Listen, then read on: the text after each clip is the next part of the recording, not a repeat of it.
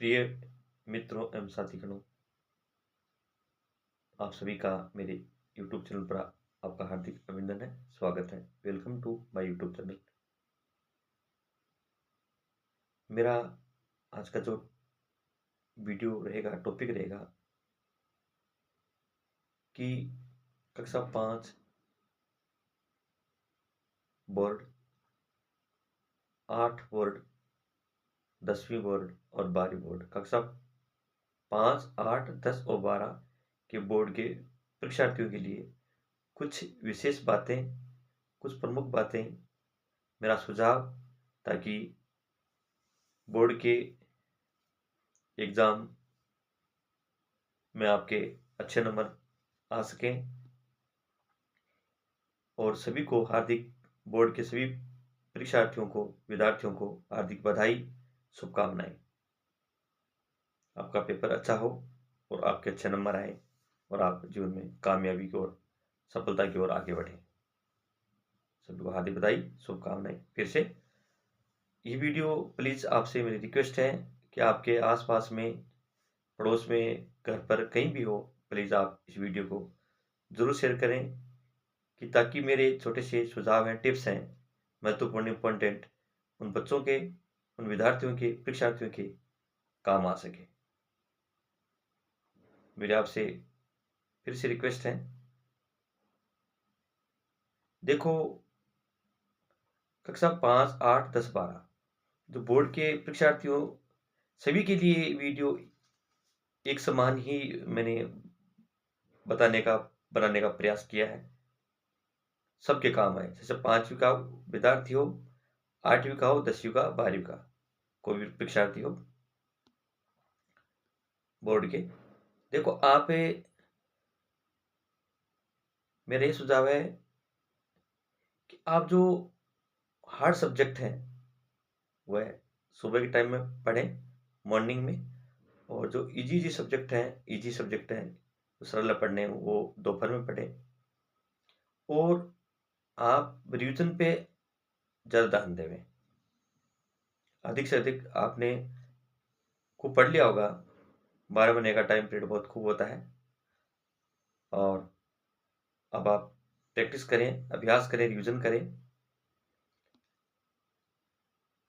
जो ज़्यादा जो आप सब्जेक्ट आपने बार बार पढ़ लिया, जैसे कोई इजी सब्जेक्ट है, आपको खूब आता है, उसको आप वापस से पढ़ते जाते हैं। मानता हूँ उनको भी पढ़ना चाहिए, लेकिन जो आपको पहले से आ रहा है, खूब आ रहा है, समझ में आ गया, सब कुछ आ रहा है, उसको बार बार पढ़ने से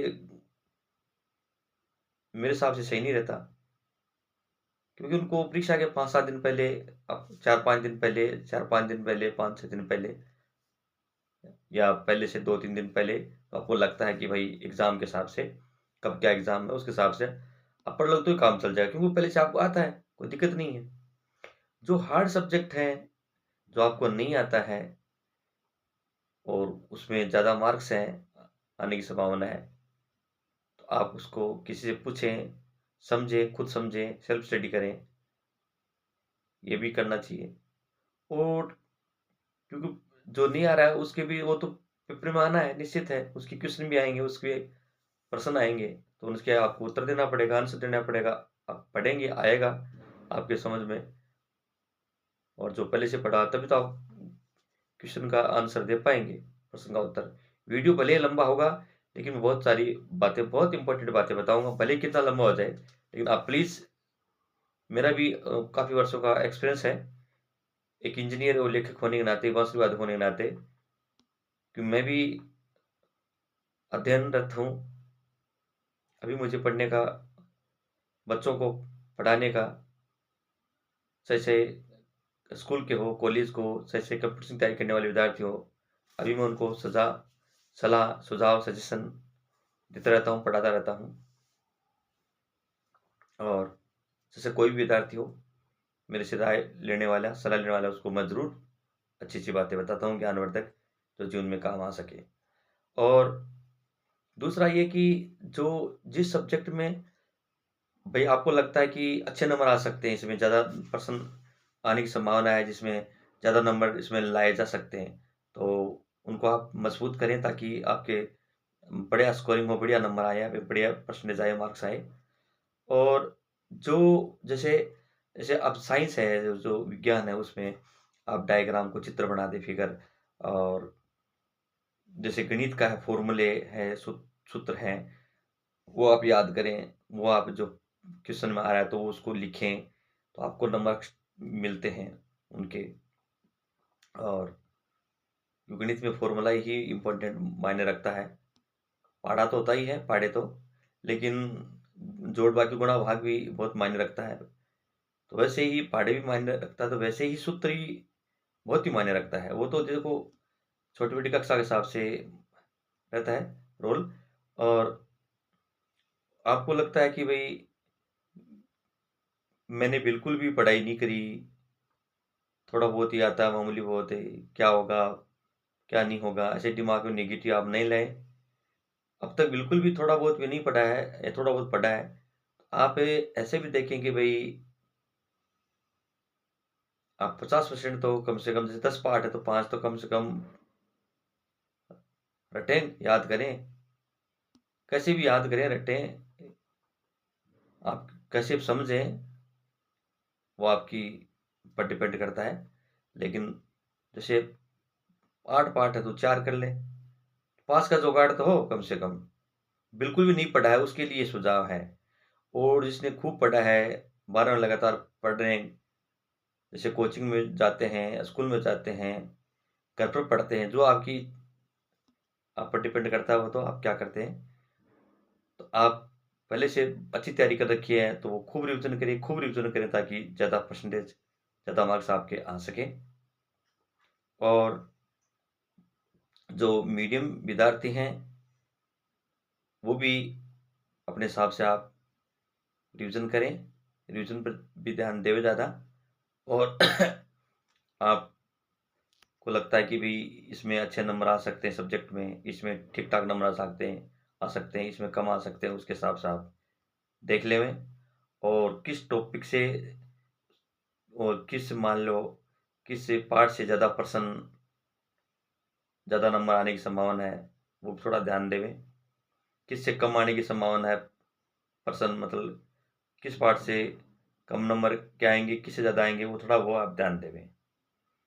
और जैसे इंग्लिश है, इंग्लिश में भी बहुत सारी जैसे ग्रामर है वगैरह हैं, ऐसे वगैरह हैं, स्टोरी वगैरह हैं, और भी कुछ हैं। और जैसे 10वीं में, 12वीं में मोस्ट क्वेश्चन है, जैसे WH वाले क्वेश्चन है, WHY वाले क्वेश्चन है, व्हाट वाले क्वेश्चन है, ये इम्पोर्टेंट लगता है इसको। तो थोड़े बहुत पाठों को तो ज़रूर याद करें, ज़्यादा करो तो बहुत अच्छी बात है। गणित में सूत्र लिख लें, फॉर्मूले लिख लें, 1-2 पेज में, 3-4 पेज में जितने भी हैं, वो याद करें। और 12वीं में जो हिस्ट्री है, इतिहास है, उसकी सन वगैरह आप याद रखें। और फिजिक्स में है, आप फॉर्मूला है, सूत्र होते हैं फिजिक्स में भी गणित की तरह, आपको पता है तो, जैसे F बराबर ma, समझ गए। और फिजिक्स वाले, भौतिक वाले, विज्ञान वाले समझाएंगे। केमिस्ट्री में कुछ रासायनिक क्रिया वगैरह कई होती हैं, उसमें भी याद रखनी पड़ती है बहुत सारी चीज़ें, केमिस्ट्री में भी, रसायन विज्ञान में भी। और जैसे विज्ञान है, उसमें आप डायग्राम, चित्र वगैरह जो इम्पोर्टेंट है, या आप याद करें। वो भी आपको सब पता है, स्कूल में बता चुके हैं आपको, विद्यालय में आपके। और आपको चाहने वाले, आपको जो दिल से चाहते हैं, जो नॉलेज है, इसको ज्ञान है, जो पढ़ाते हैं, पढ़ाने का शौक है, वो भी उनको आप मोटिवेट करें, बच्चों को समझाएं कि अच्छे नंबर आ सकें। और आप नेगेटिव नहीं सोचें, पॉजिटिव सोचें, नकारात्मक नहीं सोचें, क्या होगा, कितने परसेंट आएंगे, कम आएंगे, बचेंगे नहीं, जो होगा देखा जाएगा। आप तो अपने टारगेट पे, अपने लक्ष्य पे ध्यान दें और पढ़ाई पे ध्यान दें, क्यों अब पढ़ने का टाइम है, ज़्यादा टेंशन न लें, चिंता न करें। और थोड़ा सोए भी, ऐसा नहीं कि ज़्यादा सोते रहें, नहीं नहीं, ज़्यादा से ज़्यादा 5.5-6 घंटे बहुत है, मायने रखता है। फिर बोर्ड के टाइम में तो देखो, वैसे 6 घंटे सोना चाहिए, लेकिन बोर्ड के टाइम 5 घंटे भी सो लोगे तो कोई दिक्कत नहीं है।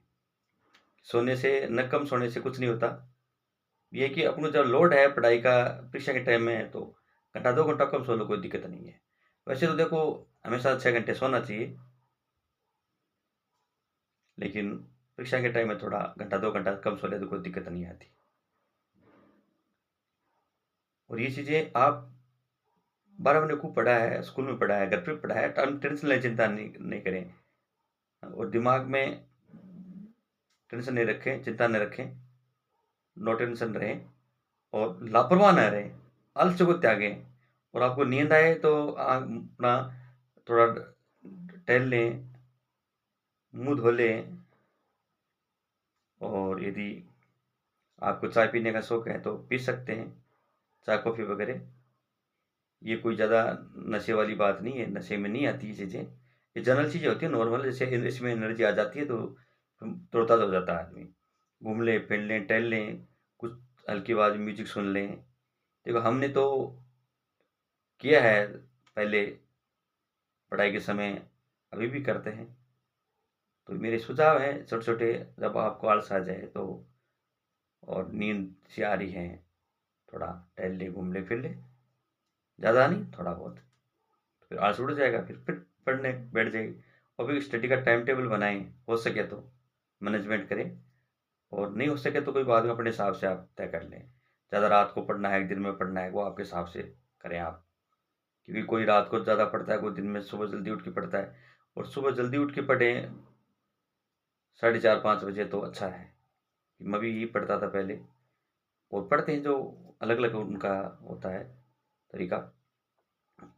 तो मैंने ये छोटी बातें बताई है, आप अपने साथीगणों को, मित्रों को, आपके छोटे भाई-बहनों को, पड़ोसियों को प्लीज़, आप जो कक्षा 5 में बोर्ड में, कक्षा 8 बोर्ड में, और कक्षा 10वीं बोर्ड में, और कक्षा 12वीं बोर्ड में जो परीक्षार्थी हैं, पढ़ रहे हैं, प्लीज़ उनको शेयर करें।